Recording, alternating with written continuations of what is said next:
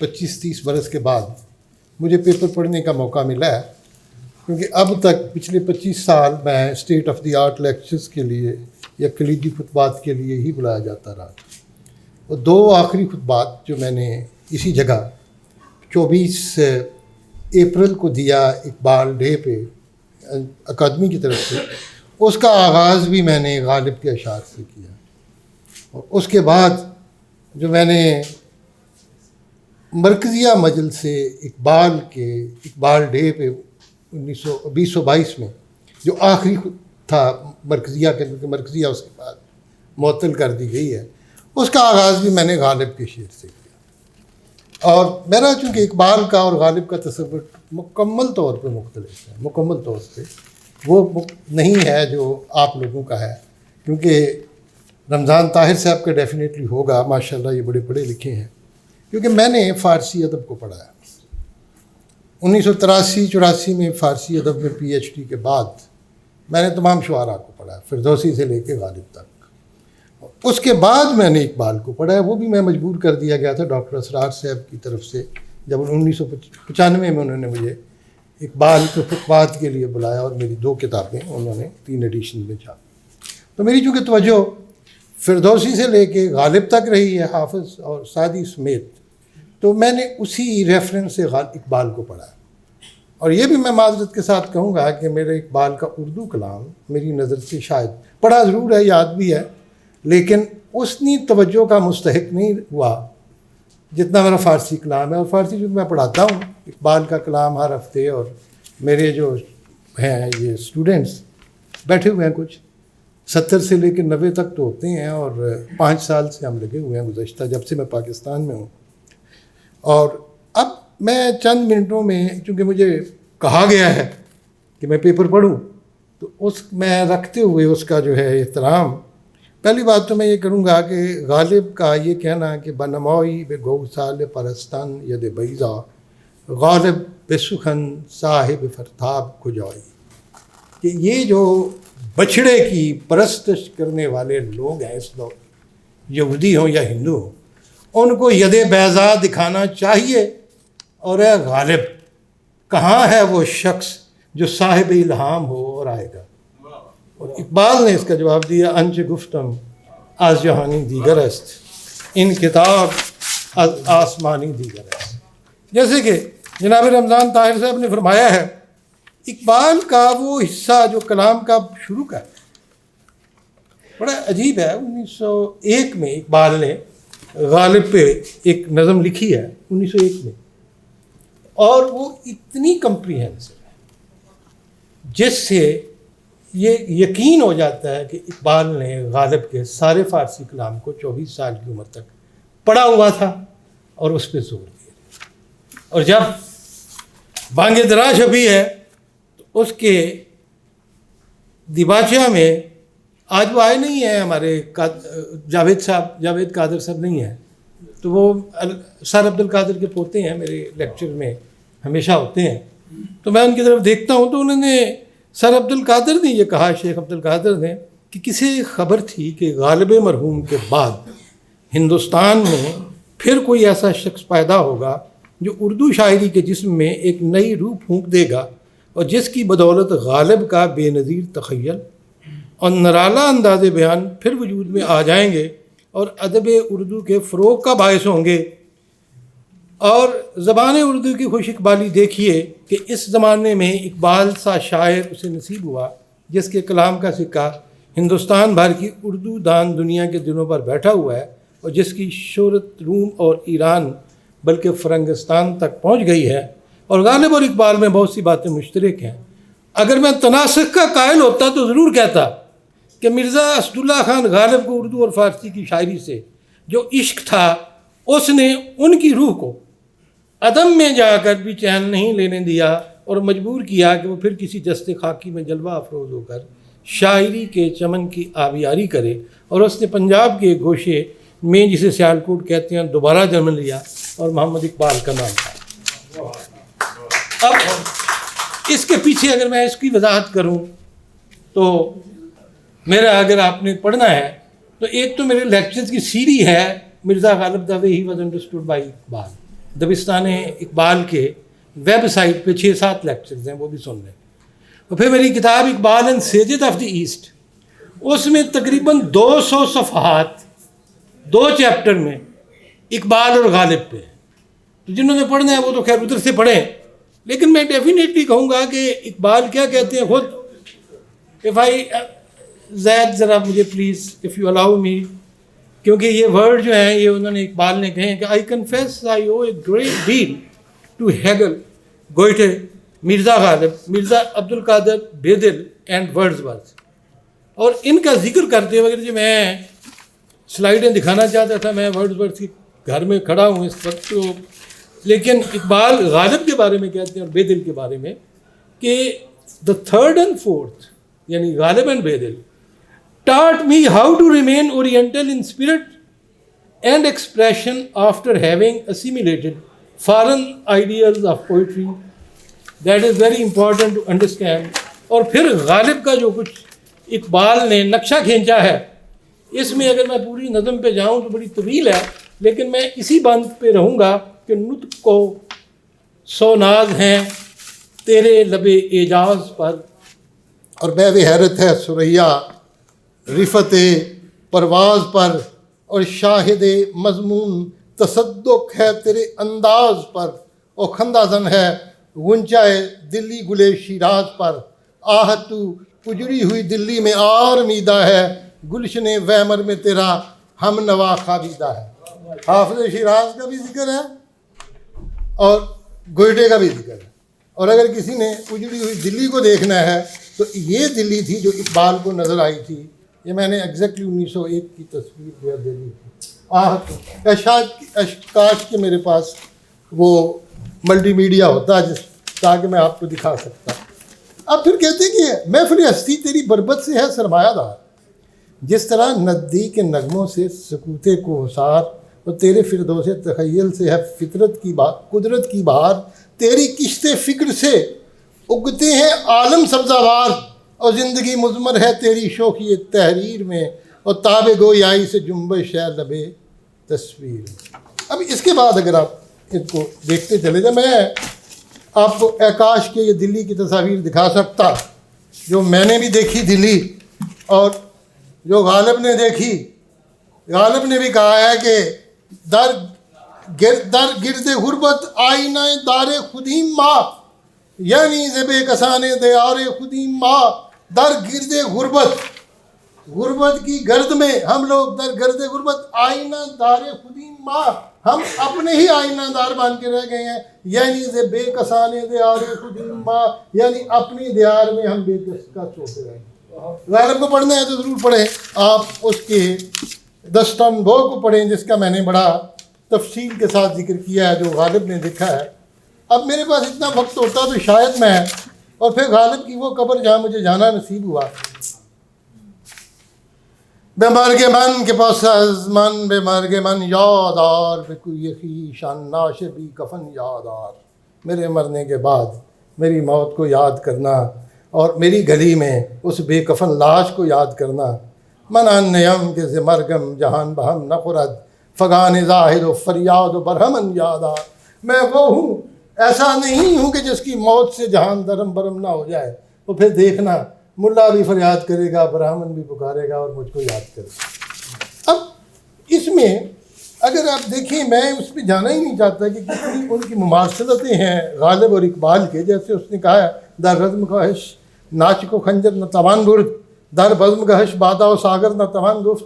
100 پشت سے ہے پیشہ یا با سپاہ گری، کچھ شاعری ذریعہ عزت نہیں مجھے.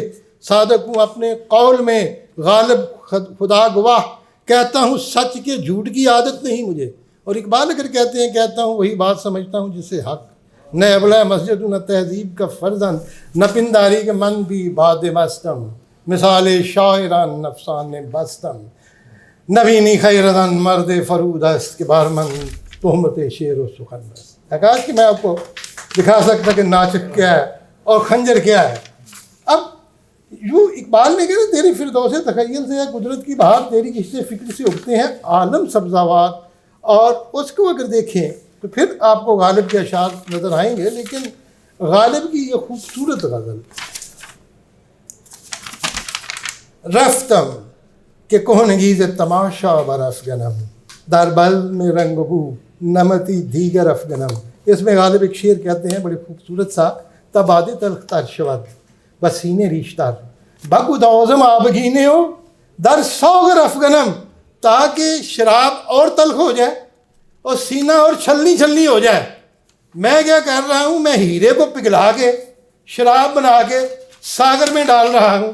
اور اقبال کیا کرتے ہیں، اقبال 4 بڑے شعراء کو، براؤننگ اور بائرن اور غالب اور رومی کو ایک جگہ لے آتے ہیں اور پھر ان کی زبان سے سنتے ہیں.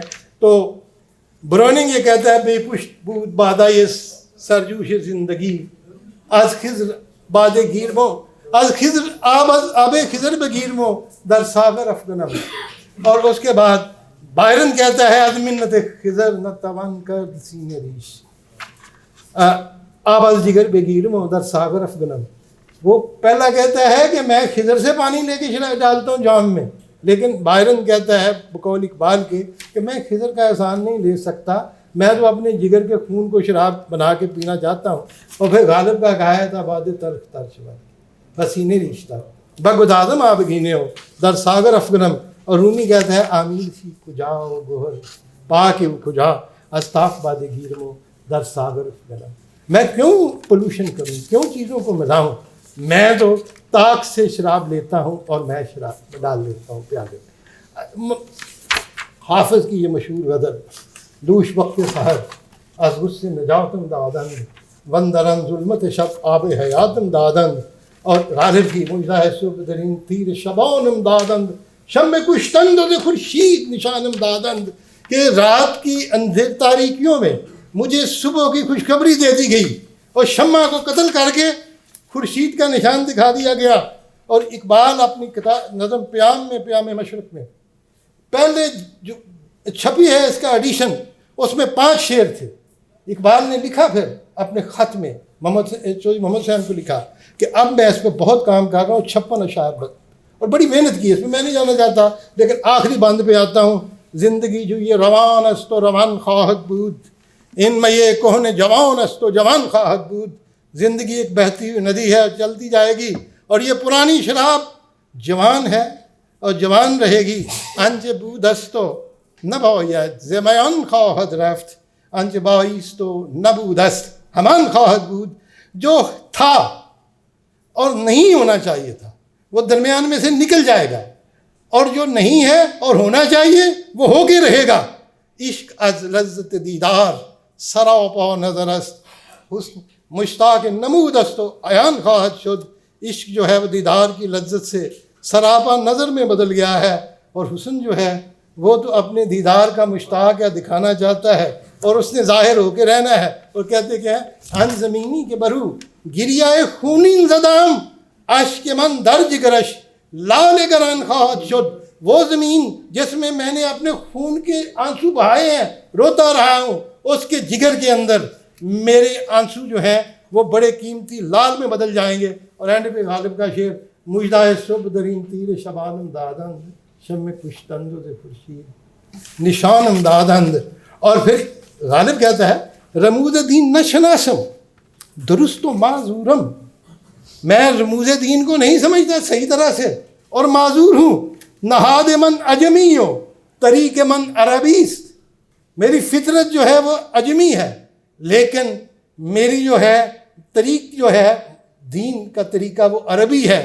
تو اگر یہ کہتے ہیں عجم ہنوز نہ دانت رموز دین ورنہ زی دیوبند حسین احمد بولا جبیس سرود برسر ممبر کے ملت از وطن است.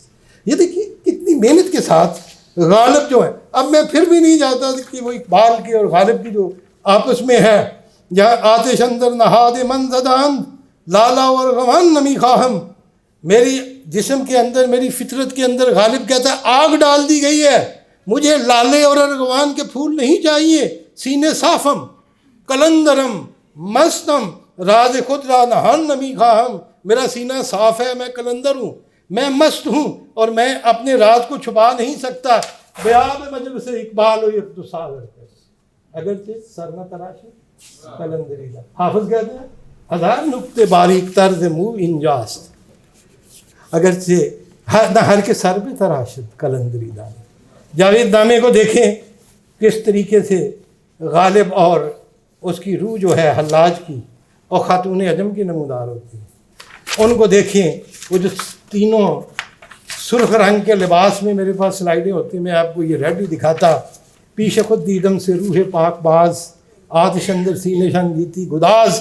میرے سامنے وہ تین روحیں نمودار ہو گئیں جن کی اندر سینے کے اندر لگی ہوئی آگ اس جہان کو پگھلا کے رکھ دیتی ہے. اور در پریشان اللہ لال گون، ان کے اوپر ریڈ کلر کا لباس تھا اور چہرہ رکشن دیا سوز درون، اور اندر کے سوز نے ان کے چہرے کو چمکا کے رکھا تھا. اور گفت رومی ان قدر از خود مراؤ ازدم آتش نوایم زندہ شو. رومی نے کہا کہ اتنا اپنے آپ کی سے نہ نکل، اپنے آپ میں رہو، اور ایک جو آگ لگی ہوئی ہے جن کی نوا میں، ان کی نوا سے زندہ ہو جا. اور شو کہ بھی پرواہ ندی دستی نگر، زور ان صحبا ندی دستی نگر. اگر تو نے بے پرواہ شوق کو نہیں دیکھا تو آج دیکھو، اور اگر صحبا کا زور نہیں دیکھا تو آج دیکھو. غالب و حلاج و خاتون عجم شورہ افغند درسین حرم. وہ غالب تھا، وہ حلاج تھا، اور وہ خاتون عجم تھی طاہرہ، جنہوں نے حرم کے سین میں شور مچایا ہوا ہے. ان نواہا روح را بخش سبات گرمی او از درون کائنات. اور پھر غالب کی یہ مشہور غزل جو بڑی طویل غزل ہے، بیاؤ کے قاعدہ آسمان بے گردانیم قداورا بے گردش رتل گران بے گردانیم. اقبال اس کو نوائے غالب کے طور پہ پوری 5 اشعار اس کے جاوید نامہ میں شامل کرتے ہیں. اور آخر میں زہید ریم منتو ز ما جب نبود گرافتاب سوی خاوران بے گردانیم. اور غالب کی یہ غزل شبنم بے گلے لالا نخالی ز ادا ہے، داغ دل بے درد نظر گاہ حیا ہے. اور اسی میں ایک شعر ہے کمری کف خاکسترو بلبل قفس رنگ اے نالا نشان جگر سوختہ کیا ہے. اور اقبال جاوید نامے میں پوچھتے ہیں اے ترا دادند درد و جستجو، اے تمہیں کہ اللہ نے درد اور جستجو عطا کیا. مانی ایک حریف شعر خود با من بگو، ایک اپنے شعر کے معنی بیان کر دے. اور اس شعر کو حالی نے کہا کہ غالب کا اردو کلام بھی کچھ نہیں، ایک لفظ بدل دے تو فارسی شعر میں بدل جاتا ہے. تو اقبال نے کہا کمری کف خاک استرو بلبل قفس رنگ اے نال نشان جگر سوختہ ہی چیز. یہ غالب کے شعر کو اقبال جب اردو میں کرتے ہیں تو پھر غالب جواب دیتا ہے نالائی کو خید سوز جگر ہر کھجاؤ تاثیر او دیدم دیگر قمری از تاثیر او واسوختے بلبل از وی رنگ ہا اندوختے اندرو مرگی بے آغوش حیات یک نفس اینجا حیات انجا ممات انچنان رنگی کے ہر جنگی عزوز انچنان رنگی کے بھی رنگی عزوز. آئی ایم سوری کہ آپ نے کیوں نہیں فارسی کیوں نہیں آتی آپ اقبال کا کیسے ہم اسکالر بن سکتے؟ دیر میں بھی نو اقبال اسکالر جس کو فارسی نہیں آتی. پھر رسول اللہ صلی اللہ علیہ وسلم کے بارے میں پوچھنے کے لیے پھر غالب کے پاس پہنچ جاتے ہیں جاوید نامہ میں. اگرچہ غالب کی یہ جو چند اشعار ہیں یہ انہوں نے مولانا خیر آبادی کے کہنے پہ لکھے تھے اور ان پہ اختلاف بھی ہوا تھا، لیکن پھر اقبال سے غالب پوچھتے ہیں کہ سچ جہان پیدا در ان نیلی فضاست ہر جہان را اولیاء و انبیاست، کہ اس نیلی فضا میں سینکڑوں جہان پیدا ہو رہے ہیں اور ہر جہان کے اولیاء اور انبیاء ہیں. نیک منگر اندرین بود و نبود پئی بپئی آمد پئی بپئی آیت جہان ہا در وجود. اچھی طرح دیکھو کہ اس جہان بود و نبود میں نئے نئے جہان آتے ہیں. ہر کجا ہنگامہ عالم بود رحمت للعالمین.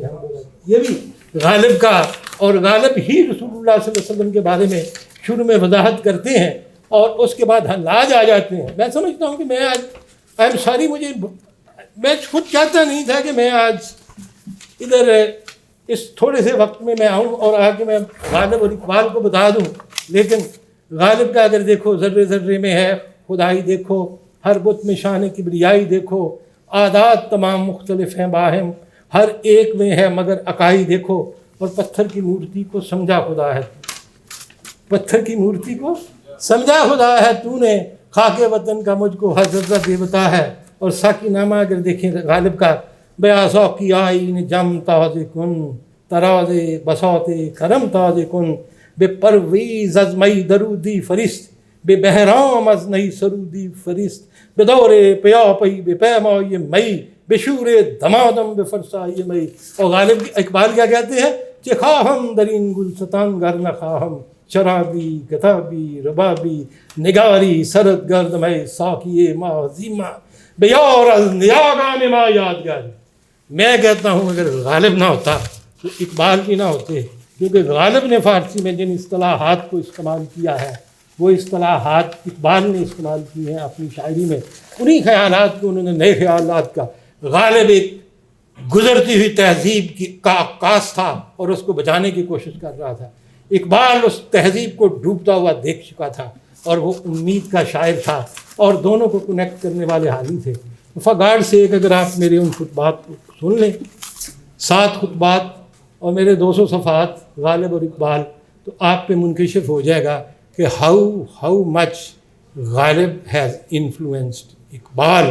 اور آج میں وہی کہوں گا جو سر عبد القادر نے کہا تھا، اگر غالب کی روح کو سکون نصیب ہوتا تو پلٹ کے واپس نہ آتے، وہ اقبال کی شکل میں واپس آ گئے ہیں. اور اقبال نے کہا ہے کہ ان لوگوں نے غالب کے فارسی کلام کو نہیں پڑھا، لیکن ایک دن آئے گا کہ فارسی کلام کو پڑھیں گے. افسوس ہے کوئی نہیں پڑھتا، لیکن ہم نے اس کو پڑھا اور پڑھایا اور پھر خود فارسی میں شاعری کی.